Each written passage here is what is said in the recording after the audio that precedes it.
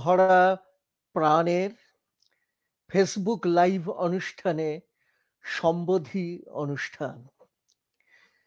আপনারা জানেন আমরা বিভিন্ন বিষয়ে নিয়মিত এই ফেসবুক লাইভ অনুষ্ঠানে আমরা গুণী মানুষদের ডাকি, তাদের কথা শুনি এবং নিজেরাও আলোকিত হই এবং বিশ্বজুড়ে আমাদের যে বন্ধুরা আছেন, দর্শক বন্ধুরা আছেন, তারা অনেক আলোকিত হন। তো আজকের অনুষ্ঠানের স্বাস্থ্য বিষয়ক অনুষ্ঠান। আজকের অনুষ্ঠানের বিষয় কোভিড সময়ে হৃদয়ের কথা। এই অনুষ্ঠানে বক্তা হিসেবে আমরা পেয়েছি বিশিষ্ট হৃদরোগ বিশেষজ্ঞ ডক্টর বিনায়ক দেবকে। তার সম্পর্কে পরিচয় করিয়ে দেওয়ার দায়িত্ব আমার। কটকের এসসিবি মেডিকেল কলেজ থেকে এমবিবিএস করে তিনি উচ্চশিক্ষার জন্য ইংল্যান্ডে চলে যান। দীর্ঘ 2 দশক তিনি ইংল্যান্ড, ইউরোপ এবং সিঙ্গাপুরে কাটিয়ে এদেশে ফিরে আসেন। বর্তমানে তিনি কলকাতার NH Rabindranath Tagore international institute of cardiac সায়েন্সের সঙ্গে সিনিয়র কার্ডিয়াক স্পেশালিস্ট হিসেবে যুক্ত। এছাড়া তিনি সাধারণ মানুষের কাছে হৃদরোগ সম্পর্কে সচেতনতা বাড়াবার জন্য নানা ধরনের কর্মসূচিতে ব্যস্ত থাকেন। আসলে বিশ্বভরা প্রাণের স্বাস্থ্য বিষয়ক এইসব অনুষ্ঠানের উদ্দেশ্যেও বিভিন্ন শারীরিক অসুস্থতা বিষয়ে সাধারণ মানুষের মধ্যে সচেতনতা বৃদ্ধি করা। আমরা আমাদের অতিথি ডক্টর বিনায়ক দেবের কাছে চলে যাব।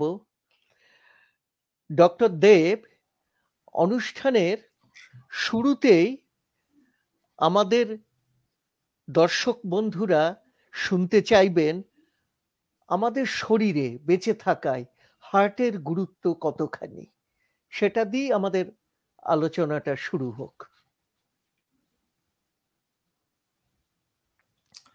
নমস্কার।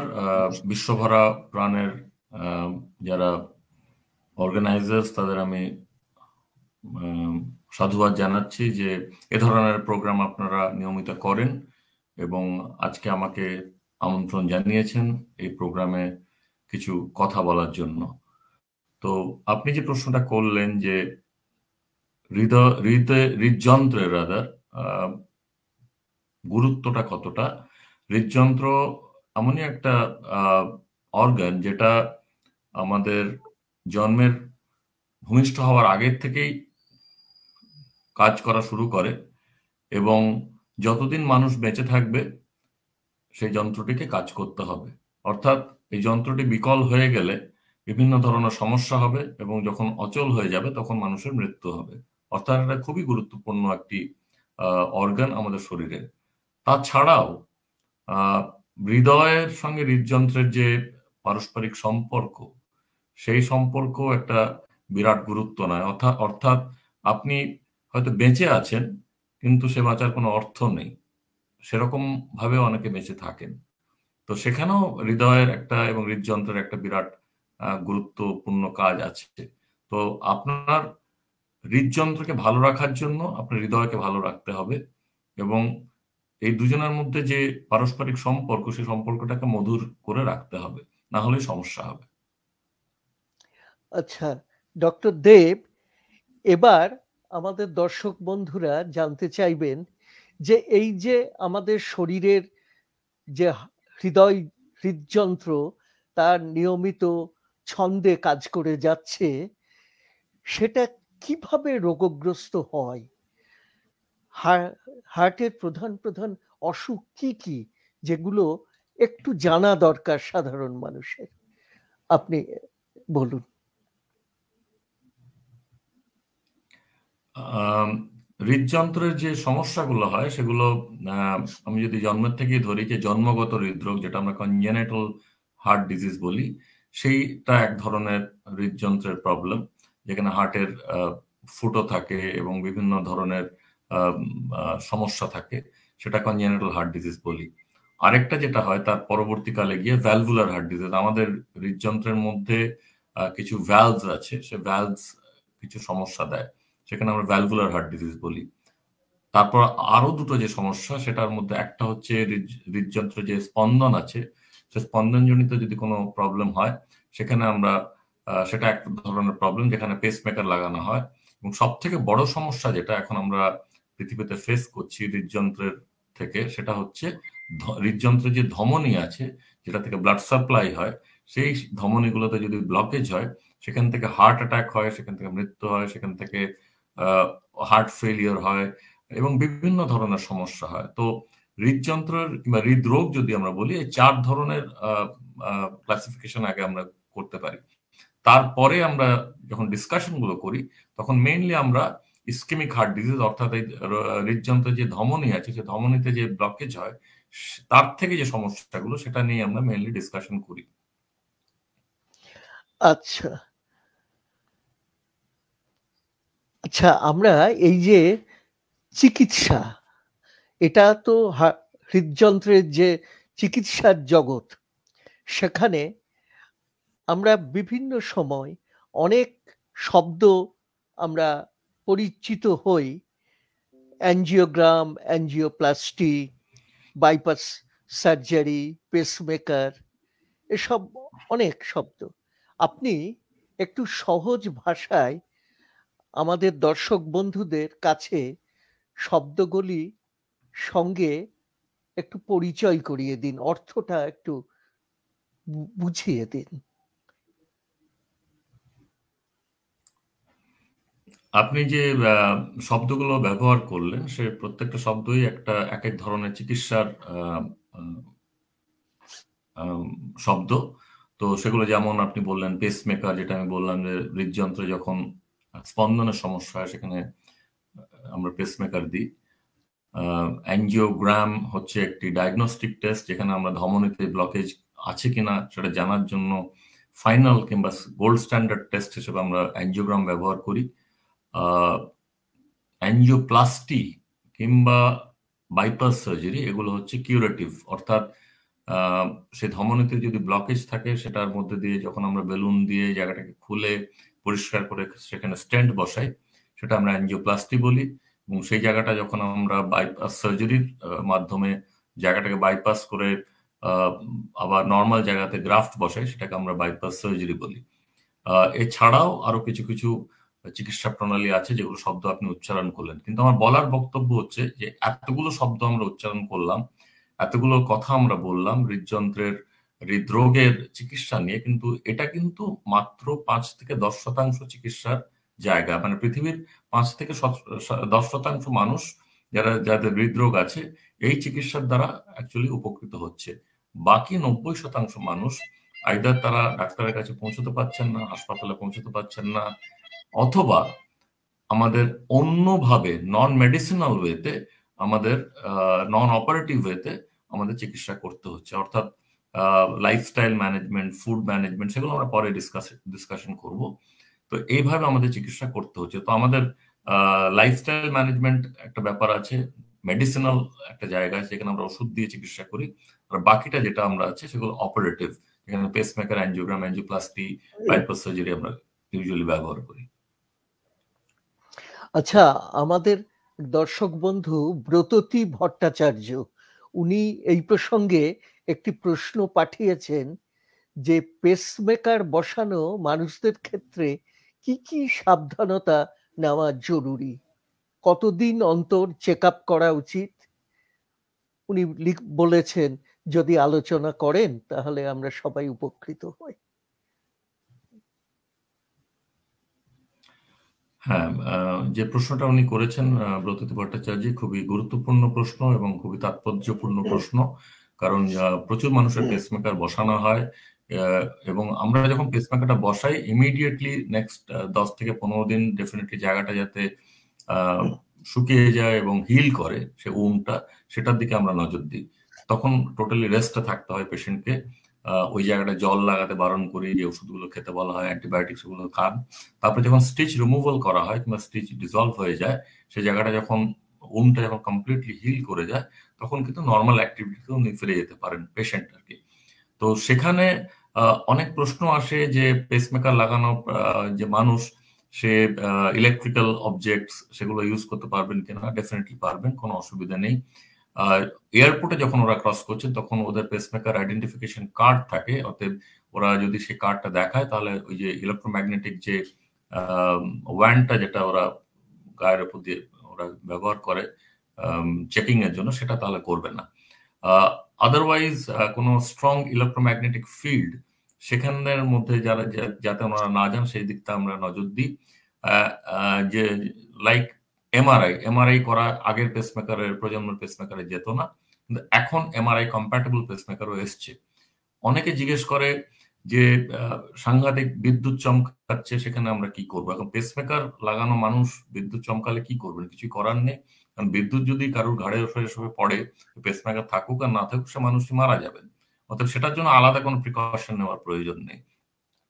হ্যাঁ, কিন্তু আপনাদের যে চেক আপের কথা উনি লিখেছেন যে কতদিন পরে পরে চেক আপটা করতে হয়, আমরা প্রথম পেসমেকার লাগানোর 1 মাসের মধ্যে প্রথম চেক আপটা করাই, যেখানে মেশিন দিয়ে আমরা দেখি যে যে লাগানোর সময় যে আমরা প্যারামিটার্স গুলো দিয়েছিলাম সেগুলো সেভাবে চলছে এবং তাতে মানুষটি ভালো আছে এবং হার্টের অ্যাক্টিভিটিটা ঠিক আছে কিনা। তারপরে আমরা 3 মাস 6 মাস, তারপর প্রত্যেক বছরে আমরা একবার করে পেসমেকার চেক আপ করি। সেটা একটা স্পেশাল ধরনের যন্ত্র দিয়ে চেক আপটা হয়। তারপরে যখন ব্যাটারিটা শেষের দিকে আসে, সেটা হয়তো 10 বছর 12 বছর 15 বছর ডিপেন্ড করছে কোন ধরনের পেসমেকার, তার উপর কতটা ইউজ হচ্ছে, তখন ফ্রিকোয়েন্সি অফ চেক আপটা তখন আরো কমে যেতে থাকে, বেড়ে যেতে থাকে, তো ডিউরেশনটা কমতে থাকে। তখন আমরা আবার ঠিক করি যে না, এখন ব্যাটারিটা প্রায় শেষ হয়ে আসছে, এবার আমরা ব্যাটারিটাকে চেঞ্জ করতে হবে। তখন আরেকটা ছোট অপারেশন করে পেসমেকারের ব্যাটারিটা চেঞ্জ করতে হয়। তো এভাবেই আমাদের পেসমেকার যারা লাগানো আছে সেই সব মানুষদের আমরা চেক আপের কথা বলি। ধন্যবাদ ডক্টর দেব, আপনি খুব সুন্দর করে এই যে হৃদযন্ত্র সম্পর্কিত এই অসুখ বিসুখ এবং তার যে বিভিন্ন ধারা, চিকিৎসার ধারা, সে বিষয়ে আপনি আমাদের দর্শক বন্ধুদের অবহিত করলেন।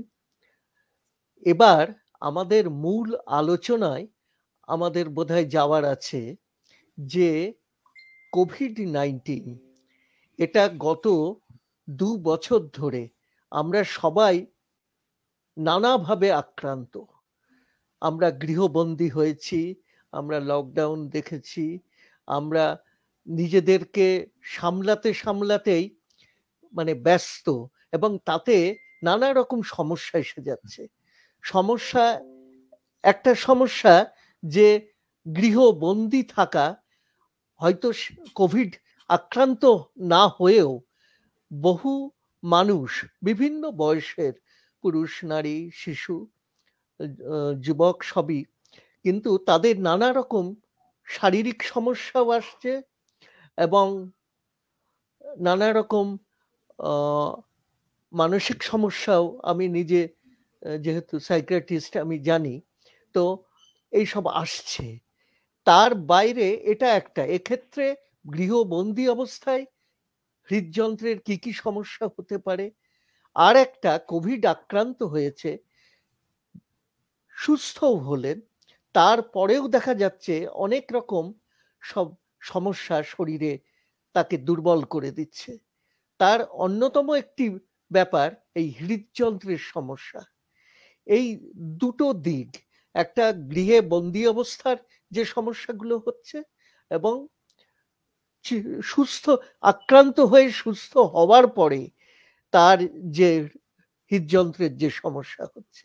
আপনি এই কোভিড পিরিয়ডটাকে একটু বিস্তারিতভাবে বলুন।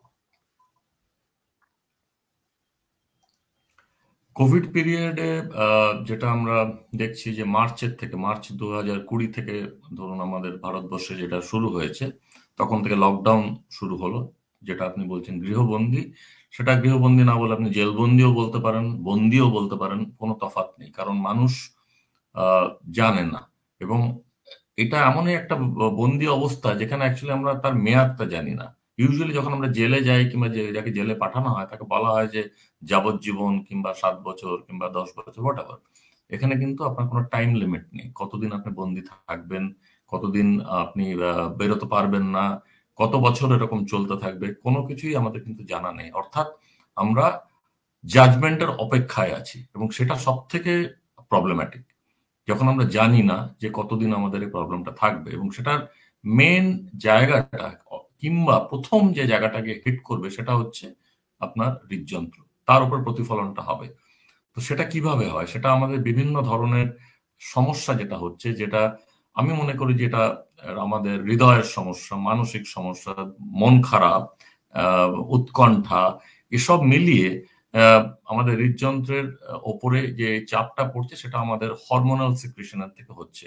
অর্থাৎ আমাদের শরীরে কিছু স্ট্রেস হরমোনস আছে যেগুলো আমরা অ্যাড্রিনালিন বলি, সেটা গিয়ে হৃদযন্ত্রের ওপর যখন প্রভাব ফেলে তখন আমাদের হৃদযন্ত্রের গতিটা বেড়ে যায়, অনিয়ন্ত্রিতভাবে হৃদযন্ত্র চালনা হতে থাকে। তো অনেক ধরনের সমস্যা হয়। তো সেটা এক ধরনের সমস্যা যাদের অ্যাকচুয়ালি কোনো হৃদযন্ত্রে যাদের কোনো হৃদরোগ নেই, কিন্তু যাদের অলরেডি হৃদরোগ ছিল তাদের উপরে এই সমস্যাটা আরো বেশিভাবে প্রভাব ফেলছে। তো সেখান থেকে অনেকের হার্ট অ্যাটাক হচ্ছে, অনেকের হার্ট ফেলিয়ার হচ্ছে, সেগুলো হচ্ছে। তো সেটা হচ্ছে অ্যাকচুয়ালি যখন মানসিক চাপটা হৃদযন্ত্রের উপর গিয়ে পড়ছে, এটা হচ্ছে একদিক। আর সেকেন্ড দিকটা হচ্ছে যাদের কোভিড হচ্ছে, কোভিডের যে মেকানিজমটা, যেভাবে কোভিডটা হয়, এটা আমরা জানি যে এটা নাক কিংবা মুখের মধ্যে দিয়ে জীবাণুটা, ভাইরাসটা আমাদের লাংসে গিয়ে প্রবেশ করে, এবং লাংসের থেকে সেটা সারা শরীরে তার প্রবলেমটা শুরু করে। আমাদের শ্বাসকষ্ট হয়, আমাদের বিভিন্ন ধরনের ক্লটিং এর প্রবলেম হতে থাকে, এবং ক্লটিং এর প্রবলেম যখন আমরা বলি তখন কিন্তু হৃদযন্ত্রটা সব থেকে সামনের যে সারিতে চলে আসছে। কারণ ক্লট এবং হৃদযন্ত্র এই দুটো কিন্তু পারস্পরিক, ওদের বন্ধুত্ব নেই। এখানে ক্লটিং হয় সেখানে হৃদযন্ত্র অচল কিংবা বিকল হয়ে যায়, এবং যেখানে কোভিডের যে মেইন সমস্যাটা সেটা ক্লটিং এর প্রবলেমের জন্য হয়। সেই জন্য প্রচুর আমরা দেখছি যে যাদের আগে হয়তো হার্টের সমস্যা ছিল না তাদের হার্ট অ্যাটাকস হচ্ছে, অল্প বয়সে হার্ট অ্যাটাকস হচ্ছে, এবং যাদের অলরেডি হার্টের সমস্যা ছিল, মানে যেগুলো আমরা কোমরবিডিটিস হিসেবে বলছি, তাদের আরো বেশি করে হার্ট অ্যাটাকস হচ্ছে। অর্থাৎ এই যে কোভিড সময়কালীন হৃদরোগের যে ল্যান্ডস্কেপ কিংবা মানচিত্র, সেটা কিন্তু কমপ্লিটলি চেঞ্জ হয়ে গেছে, এবং এই ল্যান্ডস্কেপ চেঞ্জের জন্য আমরা কিন্তু কেউ প্রস্তুত ছিলাম না। আমাদের যে প্রস্তুতিটা ছিল সেটা হচ্ছে যে একটা ভাইরাস এসছে, সে ভাইরাসটা আমাদের শরীরে কিছুদিন থাকবে, তারপর ওটা চলে যাবে, এবং তারপর সেটা প্যান্ডেমিক থেকে এন্ডেমিক হয়ে যাবে, এবং আমাদের ওটা গা সওয়া হয়ে যাবে। কিন্তু আনফরচুনেটলি সেটা তা হচ্ছে না, কারণ একটার পর একটা ভ্যারিয়েন্ট আসছে। যেমন প্রথম যেটা কোভিড-19 এসেছিল, তারপর সেখান থেকে ডেল্টা ভ্যারিয়েন্ট এলো, ডেল্টা ভ্যারিয়েন্ট থেকে এখন ওমাইক্রন এসছে। তো বিভিন্ন ধরনের যে রদবদল করছে, তার রূপ চেঞ্জ করছে ভাইরাসটা, সেখান থেকে কিন্তু হৃদযন্ত্রের উপর একটা বিরাট চাপ পড়ছে, এবং হৃদযন্ত্রের উপর যদি চাপ পড়ে সে কিন্তু সারা শরীরটাকে মানে অচল করে দেবে কিংবা সমস্যা করে দেবে। তো আমার মনে হচ্ছে যে এই জায়গাটা খুবই জরুরি জিনিস, যে আমরা হৃদযন্ত্রের খেয়ালটা রাখতে হবে, এবং যাতে কোভিড না হয় সেদিকে আমাদের আলোকপাত করতে হবে, যে যেভাবে যাতে আমরা সুস্থ থাকি, এবং তার জন্য যা যা প্রয়োজন সেই জিনিসগুলো আমাদের করতে হবে। আচ্ছা, কি ধরনের কোনো প্রিকশন নেওয়া যায়, বা কোনো আগাম সাবধানতা, এরকম কি আপনারা কিছু নির্দেশ দেন, বা সেভাবে কিছু আমাদের সাধারণ মানুষ, আমাদের দর্শক যারা আছেন তাদের কাছে কিছুটা তারা উপকৃত হবেন? আমাদের 2 বছর অতিক্রান্ত হয়েছে এই হুম, কোভিড, অতএব মানে ইনফরমেশন অ্যাকচুয়ালি বন্যা বয়ে গেছে এবং সবাই জানে কোভিড-19 কি এবং কোভিড-19 থেকে রক্ষা পাওয়ার জন্য কি, কি করতে হবে সেগুলো আবার আমি পুনরাবৃত্তি করছি। কিন্তু সবাই এই তথ্যটা জানে। যে প্রবলেমটা হচ্ছে সে জেনেও অনেক মানুষ সেই জিনিসটা ফলো করছে না এবং কেন করছে না সেটা কিন্তু আপনার ডোমেইনেও অনেকটা যাবে। যে মানসিকভাবে তারা বিপর্যস্ত হয়ে গেছেন। কোভিড ফ্যাটিগ হয়ে গেছে। মানুষ আর পারছেন না। মানে ভাবছেন যে যা হওয়ার হবে, আমরা যা করার আমাদের করতে হবে। ফিন্যান্সিয়ালি অর্থনৈতিকভাবে বিপর্যস্ত হয়ে গেছে, চাকরি চলে গেছে, জব কাটস হচ্ছে, স্যালারি কাটস হচ্ছে, জিনিসের দাম বেড়ে গেছে। অতএব একটা বিভ্রান্তিকর পরিস্থিতি। তার থেকে শারীরিক সমস্যা হচ্ছে। অতএব অনেক কিছু মিলিয়ে এই সমস্যাগুলো হচ্ছে এবং এটা যেহেতু এটা কোনো, যেটা আগে বললাম যে সময়সীমা আমরা জানি না এখনো যে কতদিন এটা শেষ হবে, সেই জায়গায় একটা টোটাল একটা অনিশ্চয়তা থেকে যাচ্ছে। তো আমরা সোশ্যাল দিকটা, বিহেভিয়ারাল দিকটা যদি বলি, তাহলে আমরা মাস্কিং এর কথা অনেকবার বলেছি যে মাস্ক সবসময় পড়তে হবে এবং সেটা কোনো চেঞ্জ হয়নি। আমরা যে কথাগুলো প্রথম দিন থেকে বলে আসছি সেই জায়গাগুলো থেকে বিশেষ চেঞ্জ হয়নি। সেকেন্ড যেটা বলা হয়েছে যে হ্যান্ড হাইজিন, সাবান জলে হাত ধুন, এমনি জলে হাত ধুন, হ্যাঁ আপনার স্যানিটাইজার ইউজ করুন। দ্বিতীয় নম্বর। তৃতীয় নম্বর যেটা আমরা বলেছিলাম সোশ্যাল ডিস্টেন্সিং, সেটা এখন প্র্যাকটিকেবল হয়তো খুব একটা না, কারণ অনেক কিছু খুলে গেছে। যানবাহন চলছে, পাবলিক ট্রান্সপোর্টে মানুষ যাতায়াত করছেন। তো সেখানে আমাদের সোশ্যাল ডিস্টেন্সিং এর ব্যাপারটা হয়তো ততটা আমরা মানতে পারছি না কিংবা প্র্যাকটিকেবল নয়। সেখানে আমরা বলছি যেখানে আপনার নন এমার্জেন্সি কিংবা নন অপ্রয়োজনীয় যে জায়গাটা আপনাদের যেতে হবে কিংবা প্রয়োজন নেই যেখানে, সেসব জায়গায় যাবেন না। ভিড়ের জায়গায় যাওয়ার প্রয়োজন নেই। এখন আমাদের সামনে ফেস্টিভিটিস আছে, ক্রিসমাস আছে, বড়দিন, তারপর নিউ ইয়ার আছে। তো সেগুলোতে এই ভিড় করে মাস্ক ছাড়া ঘুরে বেড়ানো খুবই ডিফিকাল্ট টাইমস হবে। কারণ আমরা জানি যে ইউরোপে এখন কি রেটে ওমাইক্রন ছড়াচ্ছে এবং সেই জিনিসটা যদি কেন ইন্ডিয়াতেও এসে গেছে।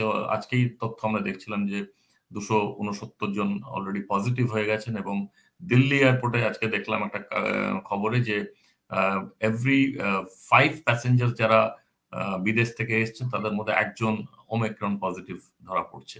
তো এই তথ্যগুলোতে আমরা বুঝতে পারছি যে ওমাইক্রন যে ভাইরাসটা, কোভিড-19 এর ভ্যারিয়েন্ট, সেটার ট্রান্সমিসিবিলিটি অর্থাৎ সংক্রমণের যে ক্ষমতা সেটা 5 গুণ বেশি ডেল্টা ভ্যারিয়েন্টের থেকে।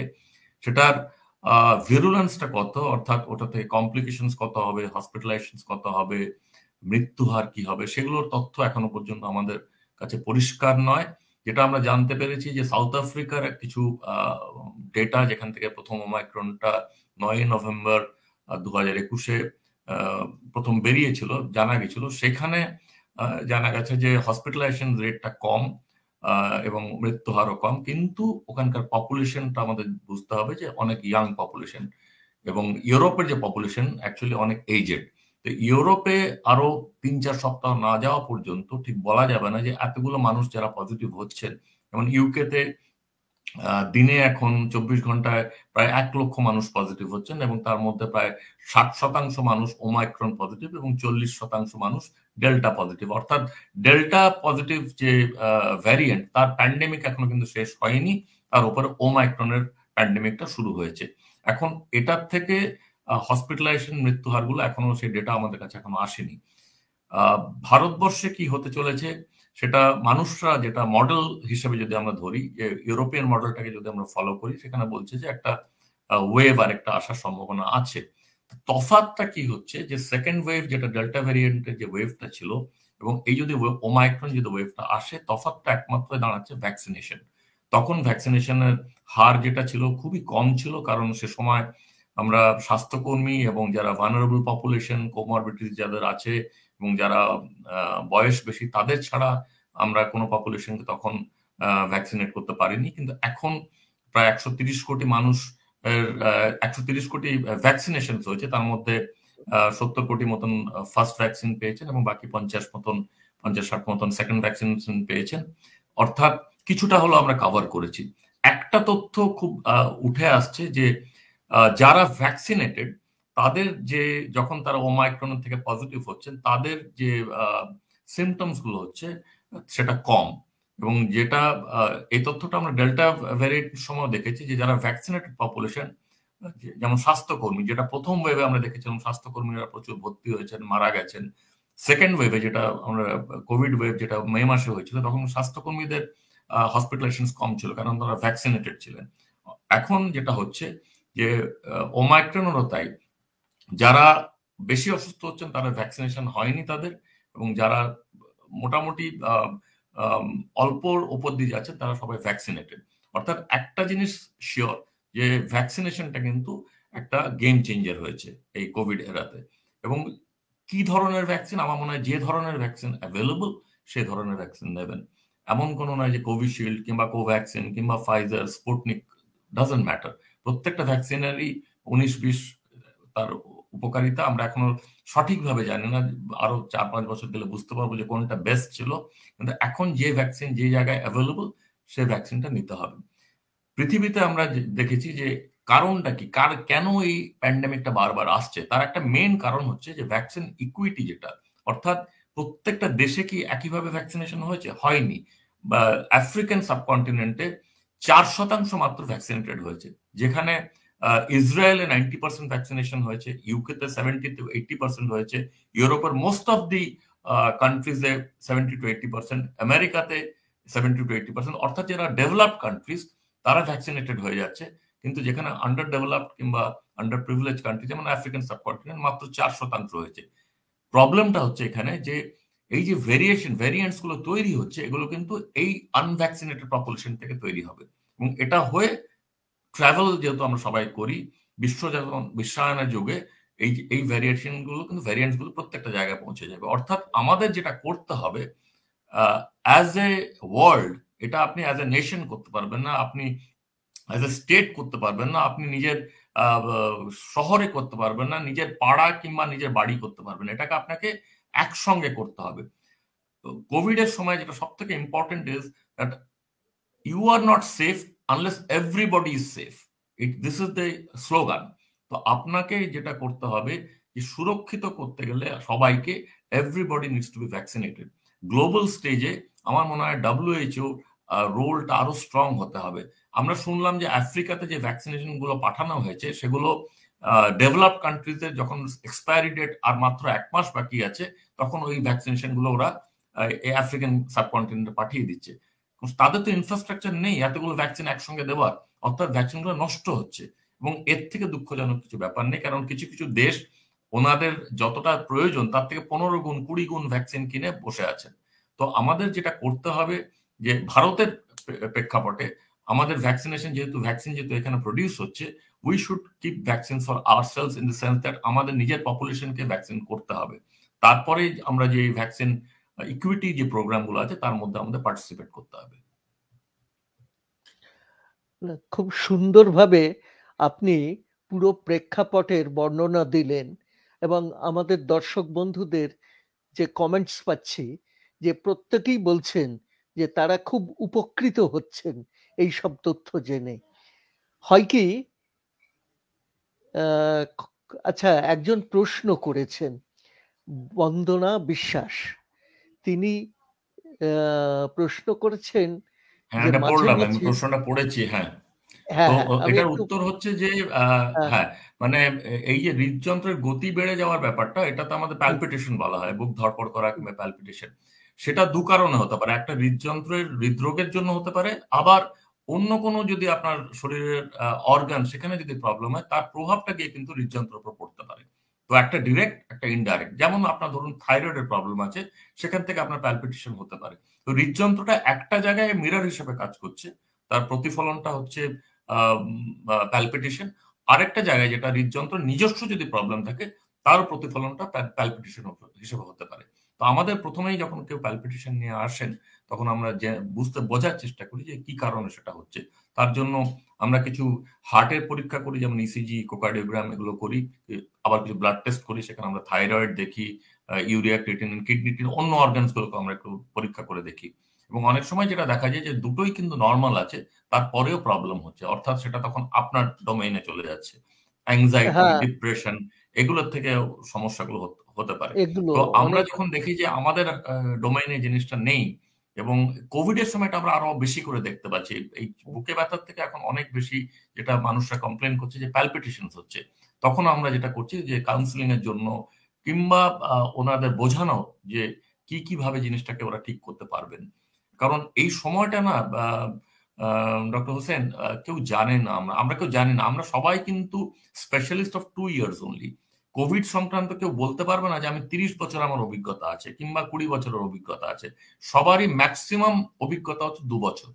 তো এই 2 বছরের অভিজ্ঞতাতে অনেক ট্রায়াল এন্ড এরর মেথডসে আমরা একটা জায়গায় এসে দাঁড়াচ্ছি। ডেফিনেট হচ্ছে ভ্যাকসিন, তারপরেরটা হচ্ছে মাস্কিং। এই দুটো ছাড়া কিন্তু আর কিছু উপায় নেই। কারণ everything else will remain as it is. আমাদের বিহেভিয়ার উপরে কিন্তু ডিপেন্ড করবে যে আগামী দিনে কিভাবে কোভিড আমাদের শরীরের মধ্যে কিংবা দেশের মধ্যে কিংবা পৃথিবীর মধ্যে থাকবে। তো কিন্তু এটা আমি শিওর এখন বুঝতে পারছি যে আমাদের কোনো কন্ট্রোল হিউম্যান বিহেভিয়ারের উপর থাকতে পারে না, এত বড় একটা প্রেক্ষাপটে বলছি। তো সেখানে আমার মনে হয় যে ইন্ডিভিজুয়ালি আপনাকে যদি থাকতে হয়, আপনাকে কেয়ারফুল থাকতে হবে। আপনি কাদের সঙ্গে মেলামেশা করছেন সেটাকে আপনার কেয়ারফুল থাকতে হবে। এমন তো নয় যে আপনি 100% সময় মাস্ক পরে থাকতে পারবেন। তো সেখানে আপনি যখন মাস্ক খুলছেন, তো আপনাকে জানতে হবে যে আপনি কার সামনে মাস্কটা খুলছেন।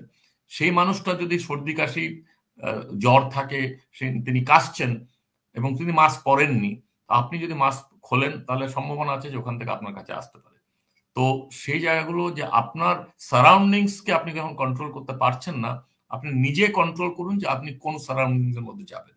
তো সেই কন্ট্রোলটা আমার মনে হয় মানুষের মধ্যে আছে। কিছু বাধ্যবাধকতা তো আছেই, এখানে আমাদের হাতের মধ্যে নেই। কিন্তু যেখানে হাতের মধ্যে নেই সেখানে মাস্ক পরুন। সেটা একদম অব্যর্থ একটা উপায়। কারণ এটা কোভিড ভাইরাসটা আপনার নাক এবং মুখ ছাড়া কোনোভাবেই আপনার দেহে প্রবেশ করতে পারবে না। চোখের মধ্যে দিয়ে বলে, স্কিনের মধ্যে দিয়ে না, ওগুলো দিয়ে হয় না। একমাত্র নাক এবং মুখ, এবং সেটা যদি আপনার সুরক্ষিত থাকে, আপনি যে এনভায়রনমেন্টের মধ্যেই থাকুন। আমরা তো সারাটা 2 বছর আমরা হসপিটালে কাজ করেছি, কোনোদিন ছুটি নিইনি আমরা। পিপিই কিট পরেছি, ডাবল মাস্ক পরেছি, আমাদের ফেস শিল্ড পরেছি। তো বেসিক্যালি আমাদের প্রোটেকশনটা ছিল সবসময় যাতে আমাদের নাক এবং মুখের মধ্যে কোনো জীবাণু না ঢোকে। তো এই জিনিসটাকে আমাদের ডেফিনেটলি নিজেকে সুরক্ষিত রাখতে হবে। খুব সুন্দর বললেন। এটা যে বাস্তব সত্য, এগুলো মেনে তো চলতেই হবে। এখানে কোনো কম্প্রোমাইজ নেই। এই কোভিড পিরিয়ডে আপনি বলছিলেন আমাদের ডোমেনেও অনেক অসুস্থতা দেখতে পাচ্ছি। প্যানিক অ্যাংজাইটি হচ্ছে, তারপর নানা রকম ডিপ্রেশন, টেনশন, এবং ওই হার্টের সমস্যা হচ্ছে, প্যালপিটেশন যেটা বলছেন, এইরকম সব আসছে। তো আমরা যেটা শারীরিক সমস্যা মনে হচ্ছে, আগে আমরা দেখে নিচ্ছি আপনাদের কাছে পাঠিয়ে। যদি না হয় তখন আপনারাই আমাদেরকে বলছেন যে ঠিক মতো কাউন্সেলিং, ঠিক মতো চিকিৎসাপত্র, এগুলো সব করা। এইখানে কারণ সমস্যা অনেক রকম হচ্ছে, যে অনেক ডোমেস্টিক ভায়োলেন্স বেড়ে যাচ্ছে, বাচ্চারা অনেক হাইপার হয়ে যাচ্ছে ঘরে বন্দি অবস্থায়। এর ফলে সেটা হার্টের উপরও পড়ছে, শরীরের অন্য উপর পড়ছে। তো এই আলোচনার তো চলবেই, কিন্তু আপনার কাছে জানতে চাই, আপনি নিজেও অনেক সেবামূলক কাজের সঙ্গে যুক্ত, এবং এটা আচ্ছা, এটা আরেকটা প্রশ্ন আসলো সঞ্চিতা চক্রবর্তীর, যে ব্লাড প্রেশার বসে দাঁড়িয়ে শুয়ে আলাদা রিডিং দেয়, এটা অস্বাভাবিক না এর কোনো রেমেডি আলাদা আছে?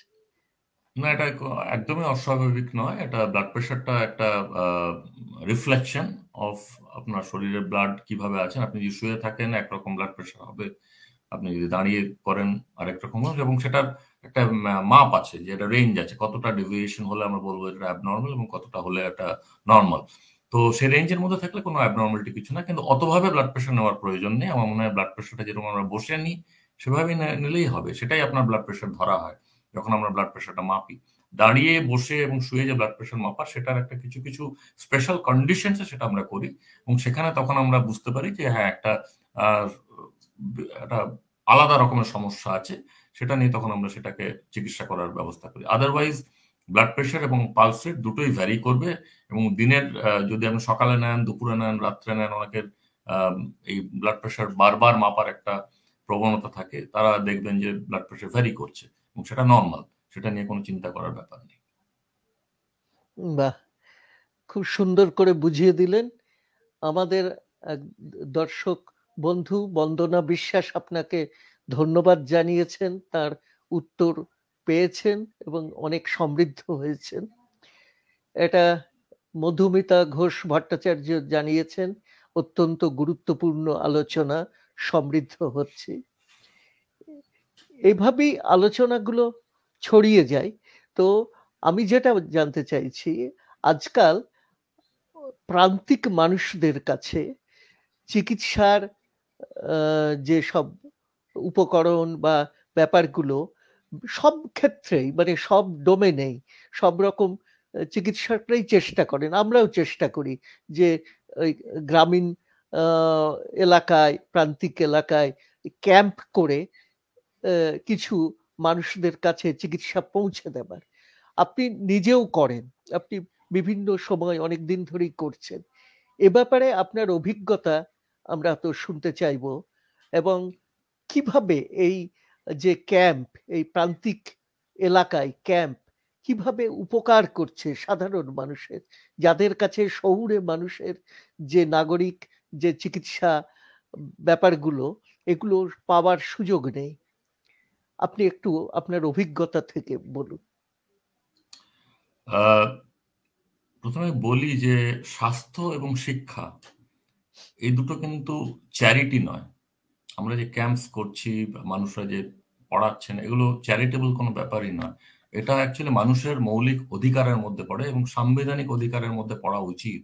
যে আমি যদি অসুস্থ হই, আমার চিকিৎসা করবে এবং সরকার সেটা করবেন, এবং তার জন্যই আমি এই দেশে আছি, এই রাজ্যে আছি। তো সেই জায়গার থেকে এটা খুব দুর্ভাগ্যজনক আমাকে বলতে হবে যে কিছু কিছু যদি ডাক্তারবাবুরা যদি গিয়ে রুরাল এরিয়াতে এবং প্রান্তিক জায়গাতে, গ্রামে গঞ্জে যদি ক্যাম্প করেন, সেই ক্যাম্পের থেকে কি কি আমরা পাচ্ছি কি না পাচ্ছি সেই নিয়ে আমরা ডিসকাশন করবো বটে, কিন্তু আমার মনে হয় যে এই জায়গার থেকে স্বাস্থ্যটা যে ব্যাপারটা, এটা কিন্তু সার্বিকভাবে পাওয়া উচিত। সেই জায়গাটা আমরা আসছি। এটা আমি আশার আলো এই কারণেই দেখছি যে 15 বছর আগে কিংবা 10 বছর আগে যখন আমরা ক্যাম্প করতাম, তখন প্রান্তিক যারা মানুষ তারা কিন্তু শহর কেন্দ্রিক চিকিৎসার কিংবা হার্টের যে রকেট সায়েন্স যেগুলো আমরা বলি, সেই জায়গাগুলোতে পৌঁছতে পারতো না আর্থিক কারণে। তাদের ইন্স্যুরেন্স নেই, তাদের মানে ঘটি বাটি বেচে, জমি জমা বেচে তারা আসছেন এবং কিছুটা চিকিৎসা করাচ্ছেন, তারপর পারছেন না। তো সেই জায়গার থেকে আমার মনে হয় এখন আমরা 2021-এ যেখানে দাঁড়িয়েছি, অ্যাটলিস্ট আমাদের রাজ্যে 10 কোটি মানুষ তারা স্বাস্থ্যসাথী স্কিমের অন্তর্ভুক্ত আছেন এবং পারবেন সেখানে অন্তর্ভুক্ত হতেন যদি নাও হয়ে থাকেন, এবং সেটা অন্য ব্যাপার যে স্বাস্থ্যসাথীটা কতটা ফিজিবল কতটা না, কিন্তু স্কিমটা এখানে এক্সিস্ট করছে। সেন্ট্রাল গভর্নমেন্ট হেলথ স্কিম আছে যেটা আমরা সিজিএইচএস বলি, তারপরে আপনার ওয়েস্ট বেঙ্গল হেলথ স্কিম আছে, যারা ওয়েস্ট বেঙ্গল গভর্নমেন্ট এমপ্লয়িজ আছে, বাচ্চাদের জন্য শিশু সাথী স্কিম আছে। অর্থাৎ প্রত্যেকটা নাগরিক আমাদের রাজ্যে কোনো না কোনো স্কিমে তারা কাভার্ড আছেন, এবং এই জায়গাটা কিন্তু আমি খুব পছন্দ করি, কারণ অ্যাটলিস্ট আমি বুঝতে পারি অ্যাজ এ পেশেন্ট, আমি যদি আজকে গ্রামে থাকি, যে আমার কাছে একটা কার্ড আছে এবং সে কার্ডটা নিয়ে আমি যে কোনো হাসপাতালে, রাজ্যের যে কোনো হাসপাতালে আমি গেলে আমি একটা সুচিকিৎসা পাবো। তো এই জায়গাটায় যে আমরা পৌঁছতে পেরেছি, এটা কিন্তু গভর্নমেন্টের আমি ডেফিনেটলি একটা পজিটিভ দিক দেখছি। এটা কেন্দ্রীয় সরকার হোক, রাজ্য সরকার হোক, তাদের চিন্তাধারা যে জিনিসটা যে আমরা হেলথটাকে একটা স্টেট সাবজেক্ট করব এবং হেলথটা এজ এ আমাদের নিজস্ব অধিকারের মধ্যে আনবো, that is a very very good thing. আমরা যে কাজটা করি, কিছু কিছু অর্গানাইজেশনস আছে যেমন এনজিও আছে, আমার একটা এনজিও আছে Moynapur rural health care foundation. আমরা ময়নাপুর একটি বাঁকুড়ার একটি প্রত্যন্ত গ্রাম, ওখানে 2014 থেকে হেলথ ক্যাম্পস, স্বাস্থ্য শিবিরগুলো করছি, মানুষকে ওখানে আমরা অ্যাওয়্যার করছি, মেইনলি অ্যাওয়ারনেসের ব্যাপারটা। এবং প্রত্যেকটা মানুষ কি হয় কি, সেখানে হয়তো ডাক্তার নেই, কিংবা যারা আছেন তারা প্রশিক্ষণ ওদের অতটা নেই। তো সেখানে আমরা যখন গিয়ে এই শহর কেন্দ্রিক হাসপাতাল থেকে গিয়ে যখন আমরা ডাক্তারের ক্যাম্প করছি, আমরা ডায়াগনোসিস করতে পারছি। কারণ রোগের চিকিৎসার প্রথম দিকটা হচ্ছে কিন্তু ডায়াগনোসিস। আপনার বুকে ব্যথা হচ্ছে, সে ব্যথাটা হার্টের থেকে হচ্ছে না গ্যাসের থেকে হচ্ছে, এই মিনিমাম ডায়াগনোসিসটা করার জন্য যে মিনিমাম উপকরণগুলো লাগবে সেই জিনিসগুলো হচ্ছে যে আপনার ডায়াগনোসিসটা। তো সেই ক্যাম্পে বসে আমরা চিকিৎসা করছি না, সেই ক্যাম্পে বসে আমরা ডায়াগনোসিস মেনলি করছি। টুকটাক ব্লাড প্রেশার, কোলেস্ট্রল, সুগারের চিকিৎসা হচ্ছে, কিন্তু মেইন যেটা হচ্ছে আমরা যদি আজকে 500 পেশেন্ট দেখি, সেখানে আমরা 300-350 পেশেন্টের ডায়াগনোসিস করছি।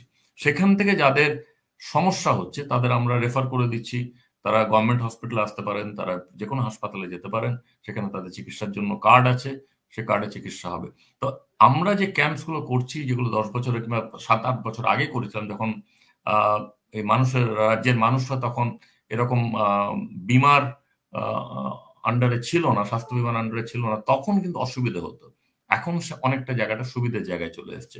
আমরা এখন ডায়াগনোসিস করে পেশেন্টকে আসতে বলে তারা আসছেন, চিকিৎসাটা করছেন কার্ডের থ্রু দিয়ে, ইন্স্যুরেন্সের থ্রু দিয়ে, বিভিন্ন স্কিমের থ্রু দিয়ে। তো মেইন জিনিসটা যেটা হচ্ছে যে আপনার প্রত্যেকটা মানুষকে আপনাকে কাভার করতে হবে, কারণ আউট অফ পকেট এক্সপেন্স ভারতবর্ষে কিন্তু সব থেকে বেশি, at least in medical health care business. Out of pocket এক্সপেন্সেসটাকে কমাতে হবে।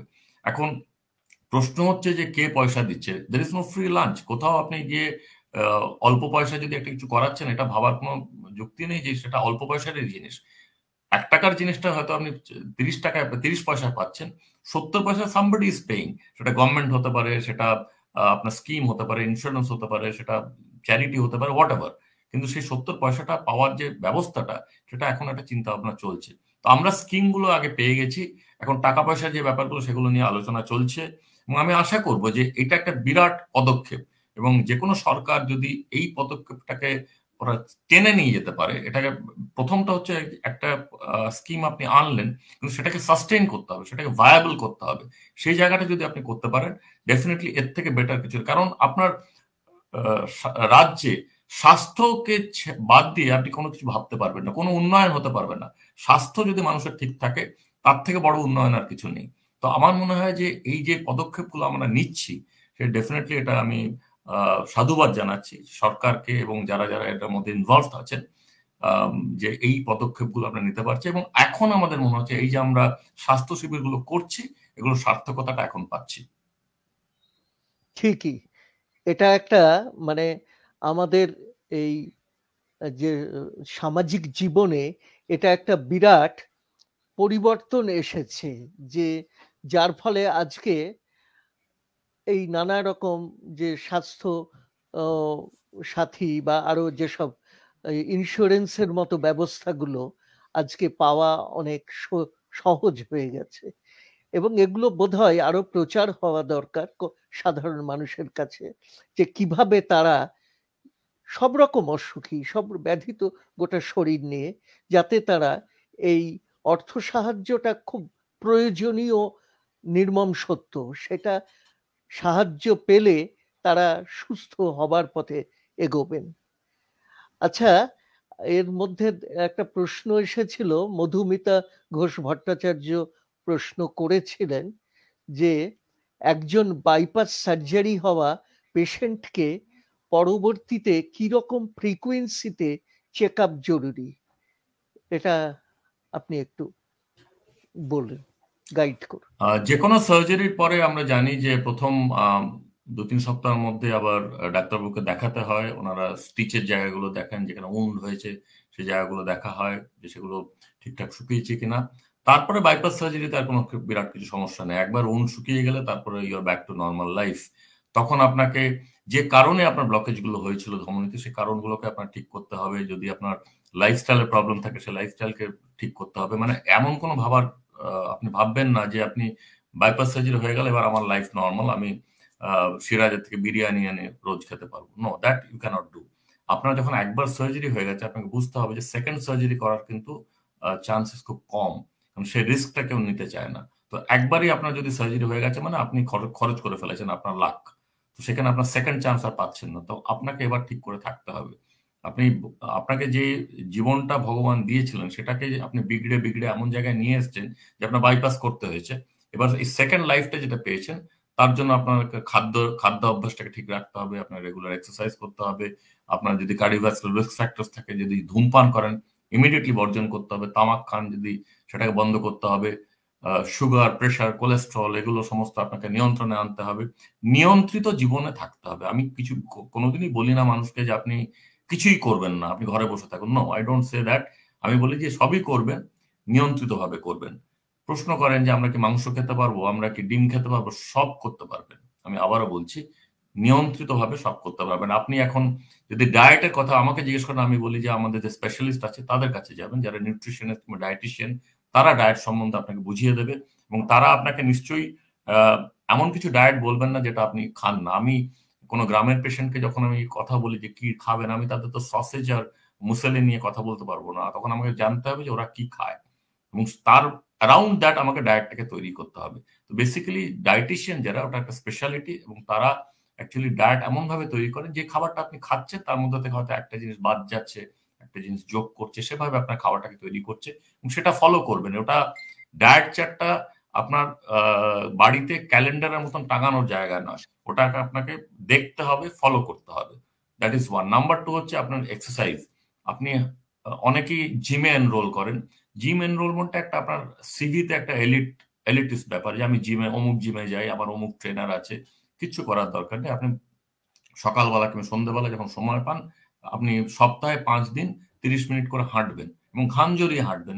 গল্প করতে করতে হাঁটা যেটা, সেই হাঁটাতে কোনো কাজ হবে না। তো সেটা খুব জরুরি। থার্ডলি যেটা অনেকেই বলে যে আমি দেখেছি যে বাড়িতে আমরা ট্রেডমিল মেশিন কিনবো, এবং ট্রেডমিল মেশিনে প্রথম 1 সপ্তাহ মানুষ দৌড়ায়, তারপরে ওটাতে কাপড় শোকানো হয়।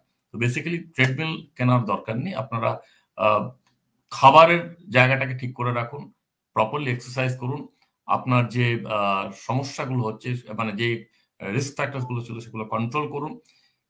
কার্ডিয়াক সার্জন যে আপনার সার্জারি করেছে, সে আপনাকে হয়তো 2 কিংবা 3 বারের বেশি দেখবেন না। তারপরে আপনাকে ব্যাক করতে হবে কার্ডিওলজিস্টের কাছে, তারপরে আপনাকে চলে যেতে হবে আপনার ফিজিশিয়ানের কাছে। এভাবে আমরা করি। গ্যাপটা কিরকম দিই? প্রথম 3 মাস আমরা কার্ডিয়াক সার্জনের কাছে পেশেন্টদের রাখি।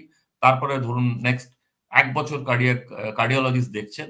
তারপর আমরা ব্যাক করে দিই তার ফিজিশিয়ানের কাছে এবং বছরে হয়তো আমরা 1 বার কি 2 বার সে পেশেন্টকে দেখবো। এইটাই হচ্ছে basic frequency after bypass surgery. ঠিকই, খুব চমৎকারভাবে আপনি ব্যাখ্যা করে শোনালেন। আমার মনে হয় আমাদের দর্শক বন্ধুরা খুবই উপকৃত হলেন। আচ্ছা, একটা যে হার্টের সাথে কার্ডিয়াক যে হৃদরোগ সবসময়, আচ্ছা একটা প্রশ্ন এসে গেছে, সঞ্চিতা চক্রবর্তী করেছেন, অমিক্রন আক্রান্ত রোগীর প্রাইমারি উপসর্গ কি কি হতে পারে?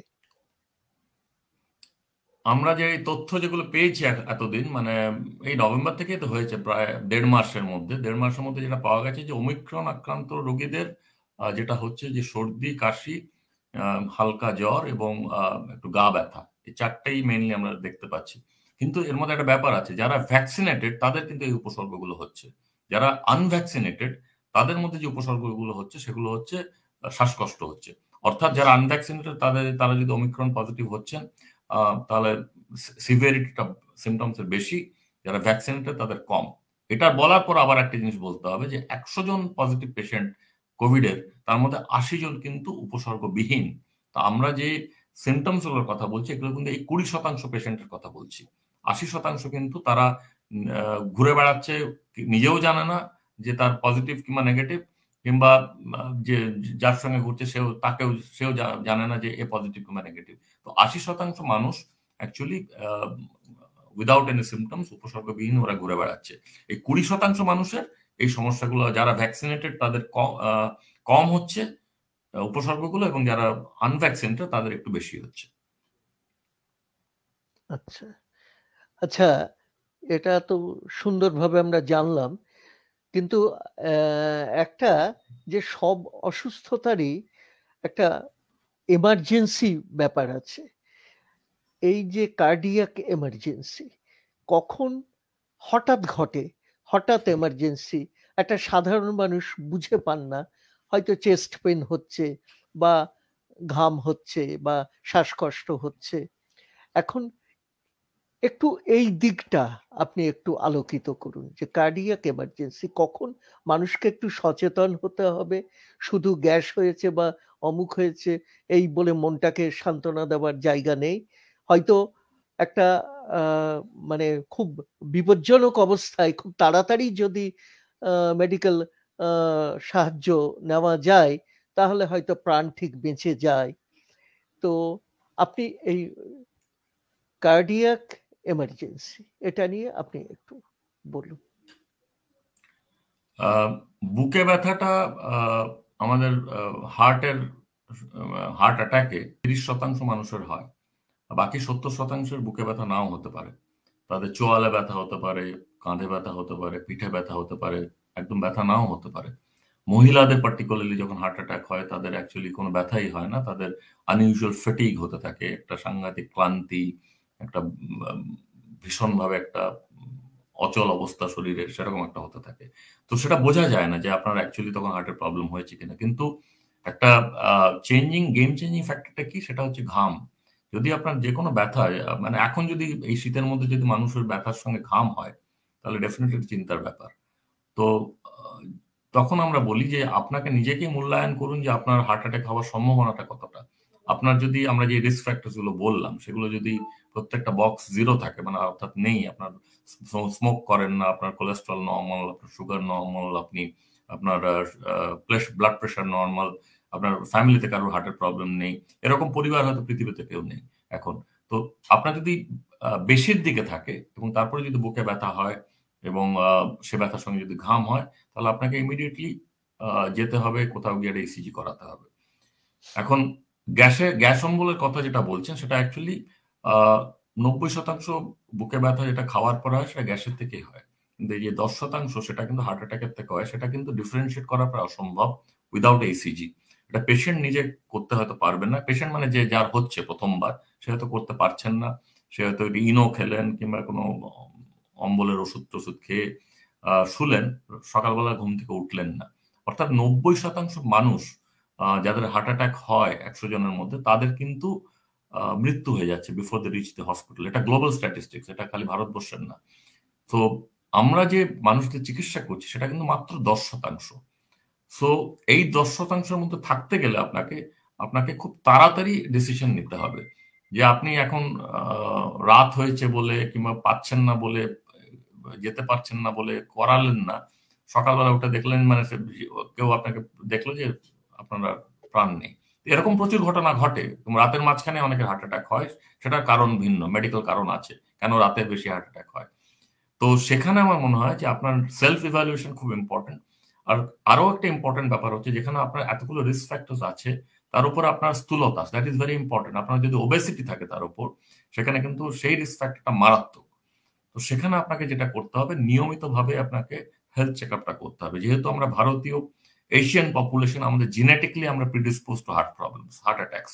সেখানে যেটা করতে হবে যে আপনি 40 ক্রস করা মাত্রই বছরে একবার করে অন্তত অ্যাটলিস্ট আপনার কোলেস্ট্রল, একটা ইসিজি, একটা ব্লাড সুগার, আপনার ব্লাড প্রেশার মাপানো, এই জায়গাগুলোকে আপনার রিস্ক ফ্যাক্টর ইভ্যালুয়েশনটা করে নিতে হবে। সেই রিস্ক ফ্যাক্টর ইভ্যালুয়েশন যদি করেন তাহলে আপনার যেটা সুবিধে যেটা হচ্ছে, আপনার যখন বুকে ব্যথা হচ্ছে আপনার কিন্তু ইভ্যালুয়েট করতে সুবিধা হচ্ছে যে আমি যাবো কি যাবো না হাসপাতালে। এবং ইসিজি করাটা actually is again A game changer. কারণ ইসিজি যদি নর্মাল থাকে কোনোভাবেই আপনার হার্ট অ্যাটাক হওয়ার সম্ভাবনা নেই। এটা রুল অফ থাম। কিছু ব্যতিক্রম থাকতে পারে, কিন্তু আদারওয়াইজ তো ইসিজিটা যদি নর্মাল পান আপনি কিন্তু নিশ্চিন্তে এসে বাড়িতে ঘুমোতে পারেন যে আপনার হার্ট অ্যাটাক হয়নি। কিন্তু আপনার যদি রিস্ক ফ্যাক্টর প্রচুর থাকে, সেখানে যদি ব্যথা হয়, ঘাম হয়, ইসিজিতে প্রবলেম হয়, আপনি 3 ঘন্টা সময় পাচ্ছেন আপনার ওষুধটা চালানোর জন্য, যেটা আমরা আইদার থ্রম্বোলাইসিস বলি, যেটা ক্লটটাকে ডিজলভ করে, অথবা অ্যাঞ্জিওপ্লাস্টি করে আপনার বেলুন দিয়ে ক্লটটাকে ডিজলভ করে স্ট্যান্ড বসানো। তো সেই চিকিৎসা হয়তো ভারতবর্ষের 5% মানুষও পাচ্ছেন না, কিন্তু যেটা পারেন সেটা হচ্ছে সেলফ ইভ্যালুয়েশনটা। তার জন্য আমাদের যেটা দরকার যে আমাদের এরকম ধরনের platform, media, print media, electronic media, প্রচার, ভোটের প্রচার থেকেও অনেক অনেক বেশি আমার মনে হয় যে এই প্রচারগুলো, যে কিভাবে আপনি থাকবেন এবং আপনার রিস্ক ফ্যাক্টর গুলো কি, এই যে আপনাদের সচেতনতা, এই জায়গাটাকে বাড়াতে হবে। যত আমরা সচেতন হবো অ্যাজ এ পাবলিক, আমাদের তত কিন্তু এই হার্ট অ্যাটাকের রেটস গুলো কমতে থাকবে এবং কমপ্লিকেশনস গুলো কমতে থাকবে। ঠিকই। আচ্ছা, গার্গী ভট্টাচার্য উনি প্রশ্ন রেখেছেন যে ভ্যাকসিনেশনের বিষয়টি মাথায় রেখেও ওমিক্রন ভ্যারিয়েন্টের সাথে কমব্যাট করার জন্য প্রিকশনারি মেজার্স বা বিহেভিয়ারাল প্যাটার্নের ক্ষেত্রে ডেল্টা ভ্যারিয়েন্টের থেকে কি এর কোনো ফান্ডামেন্টাল ডিফারেন্স রয়েছে? কোনো অ্যাডিশনাল সাপোর্ট বা বাড়তি সতর্কতা কি মেডিকেলি সাজেস্টেড? হ্যাঁ, প্রশ্নটি খুবই গুরুত্বপূর্ণ, কারণ হ্যাঁ, এখন যেহেতু আমাদের ভ্যারিয়েন্টস একটা একটা করে হুম, আসছে, হুম, তো গার্গী ভট্টাচার্যকে আমি যেটা বলতে চাইছি যে হুম, ভ্যাকসিনেশনটাই কিন্তু actual the game changer again. আপনি যদি ডাবল ভ্যাকসিনেশন হয়ে থাকে, প্রচুর কান্ট্রিতে এখন বুস্টারও দিচ্ছে, আমাদের কান্ট্রিতে হয়তো আসবে, সেখানে এই বুস্টার ডোজটা হয়তো নিতে হবে। তো ভ্যাকসিনেশন যারা ভ্যাকসিনেটেড আছেন তারা যে কোনো ভ্যারিয়েন্টই আসুক, ডেল্টা হোক, ওমিক্রন হোক, এখনো পর্যন্ত আমরা যতটুকু জানি যে তার ভেরুলেন্সটা কমে যাচ্ছে, আপনার কমপ্লিকেশন রেটস কমছে, আপনার সিমটমস কম হচ্ছে। এটা আমাদের এখনকার তথ্য, আমরা জানি না 1 মাস পরে কি হবে। সোশ্যাল বিহেভিয়ার যেটা আমি বললাম সেটা প্রত্যেকটা ভাইরাসের জন্য প্রযোজ্য। সেটা আজকে কোভিড হোক, ইনফ্লুয়েঞ্জা হোক, যে কোনো ভাইরাস, তার সংক্রমণের ক্ষমতা যেহেতু এত বেশি, আমাদের মাস্ক পরাটা খুবই জরুরি, এবং mask has to be a part of life from now on. সব জায়গায় মাস্ক পরতে পারবেন না, পারবেন না। আপনি যে বাড়িতে যখন যাচ্ছেন তখন আপনার মাস্ক খুলতে হচ্ছে, যখন খাচ্ছেন তখন মাস্ক খুলতে হচ্ছে। আপনার কর্মস্থলে আমি গিয়ে বলবো যে যতটা পারছেন মাস্ক পরুন। সবাই মাস্ক পরতে পারেন না, প্রবলেম আছে, সেই জায়গায় আপনাকে কেয়ারফুল থাকতে হবে, এবং আপনাকে আবার কেয়ারফুল থাকতে হবে কাদের জন্য, যারা অ্যাকচুয়ালি ভালনারেবল পপুলেশন, যারা বয়স্ক, যাদের ইমিউনো কম্প্রোমাইজ সিচুয়েশন আছে, যেখানে ডায়ালিসিস হচ্ছে, রিনাল ট্রান্সপ্লান্ট হচ্ছে, অর্গান ট্রান্সপ্লান্ট হচ্ছে, বিভিন্ন ধরনের প্রবলেম আছে যেখানে ইমিউনিটিটা কম আছে, সেই পপুলেশনটাকে কিন্তু আপনাকে ধরে চলতে হবে। যারা ক্যান্সার পেশেন্ট, কিমোথেরাপি চলছে, এই পপুলেশনটাকে আপনাকে সাবধানে রাখতে হবে। তো আপনার যদি মনে হচ্ছে যে সেই ভ্যাকসিনেশনটা আপনি দিতে পারছেন না, তাহলে আপনি তাদের আলাদা করে রাখুন। সেই জায়গাটা মিক্স অ্যান্ড ম্যাচ করবেন না। আমরা যখন হসপিটালে কাজ করেছি তখন এমনও হয়েছে যে অন্য বাড়িতে গিয়ে ডাক্তারকে থাকতে হয়েছে, কারণ ফ্যামিলির সঙ্গে বাড়িতে ছোট বাচ্চা আছে, বয়স্করা আছে, সে বাড়িতে সেটা যাননি। ১.৫ মাস, ২ মাস, ২.৫ মাস, ৩ মাস যখন ডিউটি করেছেন জানিনি। তো সেই জায়গাগুলো নিজের অ্যাওয়ারনেসটাকে মেইনটেইন করতে হবে। এই পুরো ব্যাপারটাই কিন্তু ভাইরাসের সঙ্গে ফাইটটা, ভাইরাস এই কারণে এগিয়ে আছে কারণ মানুষ অ্যাকচুয়ালি কোনো স্ট্যান্ডার্ডাইজ ভাবে কাজ করছে না, অথচ ভাইরাসটা কিন্তু একইভাবে প্রত্যেকটা ভাইরাসই চলছে।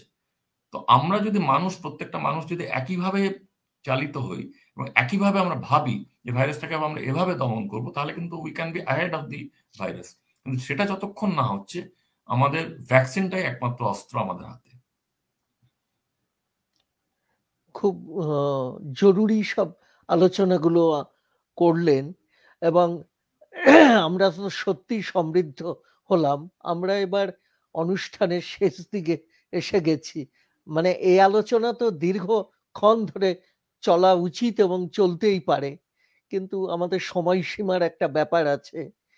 তো শেষ দিকে মানে আপনার কাছে, আপনি আলোচনা করলেন সব, তবু আরেকবার যদি বলেন যে এই হৃদরোগের ক্ষেত্রে যে প্রিভেন্টিভ মেজার, সেক্ষেত্রে কি নেওয়া যায়? এর মধ্যে একটা প্রশ্নও এসে গেছে সঞ্চিতা চক্রবর্তীর, যে হার্টের পাম্প করার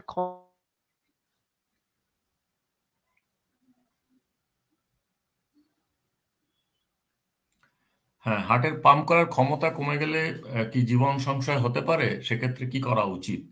এটা খুবই গুরুত্বপূর্ণ প্রশ্ন, কারণ এটা এই ধরনের পেশেন্টসকে আমরা হার্ট ফেলিওর পেশেন্টস বলা হয়, এবং এদের যে হার্টের যে পাম্পিং, সেটা ইউজুয়ালি আমরা বলি যে 65 থেকে 70% থাকে, পার্সেন্টেজ হিসেবে যদি ধরি, এলভিএফ বলা হয়। সেটা যখন কমে যায় বিভিন্ন কারণে, সেটা আমাদের হার্ট অ্যাটাকের থেকে হতে পারে, সেটা আমাদের ভ্যালভের প্রবলেম থেকে হতে পারে, জন্মগত প্রবলেম থেকে হতে পারে, কিংবা কোনো ভাইরাস প্রেগন্যান্সির পরেও হতে পারে, যেটা আমরা পোস্টপার্টাম কার্ডিওমায়োপ্যাথি বলি। সেই জায়গা থেকে আমাদের জানতে হবে যে এই হার্টের পাম্পিংটা যখন কমে যায়, তখন কিন্তু একটা মৃত্যুর সম্ভাবনা থাকে, যেটা আমরা সাডেন কার্ডিয়াক ডেথ বলি। তো সেখান থেকে আমার মনে হয় যে বিভিন্ন ধরনের চিকিৎসা আছে, ওষুধের দ্বারা সেই চিকিৎসাগুলো হয়, এবং যদি মনে হয় যে সেই জায়গাটাকে যদি আমরা অ্যাঞ্জিওপ্লাস্টি কিংবা বাইপাস সার্জারি করে আর্টারিগুলোকে খুলে দিলে রক্ত চালন আবার হয়ে গেলে সেই জায়গা থেকে আবার মাংসপেশিগুলো নর্মালি কন্ট্রাক্ট করলে নর্মাল আবার জায়গায় ফিরে আসতে পারে, সেটাও হতে পারে। অনেক ওষুধ এখন বেরিয়েছে যেগুলো আমরা ব্যবহার করছি। কিছু কিছু স্পেশালাইজ ধরনের পেসমেকার আছে, সেগুলো আমরা ইউজ করি। অর্থাৎ এই যে জায়গাগুলো হার্টের পাম্পিং কম হওয়ার যে জায়গাটা, সেখান থেকে কিন্তু আমরা এই ধরনের জিনিসগুলো যদি আমরা করি, ডেফিনেটলি আমরা উপকৃত হই। আমার মনে হয় যে ডক্টর হোসেনের ইন্টারনেট কানেকশন কোনো কারণে একটু সমস্যা দিচ্ছে। তো এখন 1 ঘন্টা আমাদের শো হয়ে গেছে। তো জয়দেবকে বলবো যদি ও আমাদের ফিনিশিং কমেন্টস গুলো করে দেয়, যে আমাদের কোঅর্ডিনেটর।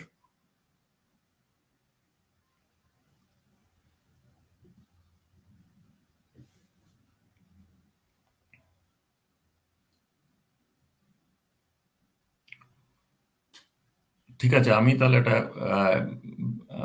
শোটা আমি শেষ করছি। যে আমরা হৃদরোগ নিয়ে অনেক কথা বললাম, হৃদরোগের সমস্যা, হৃদরোগ কিভাবে প্রিভেন্ট করা যায়, আমাদের স্বাস্থ্য ব্যবস্থা নিয়ে কিছু কথা বলা হলো, কোভিড সংক্রান্ত কিছু আলোচনা আমরা করলাম, এবং আশা করব যে পরবর্তীকালে আবারও আমরা এই ধরনের অনুষ্ঠানে এই ধরনের কথাগুলো নিয়ে বলবো। এবং এটা খুবই জরুরি যে আমরা আমাদের ডাক্তারি মহলে যে আমরা যে চিকিৎসা করছি তার সাথে সাথে মানুষকে, জনগণকে সচেতন করার দায়িত্বটাও আমাদের উপরে পুরোটা আসে।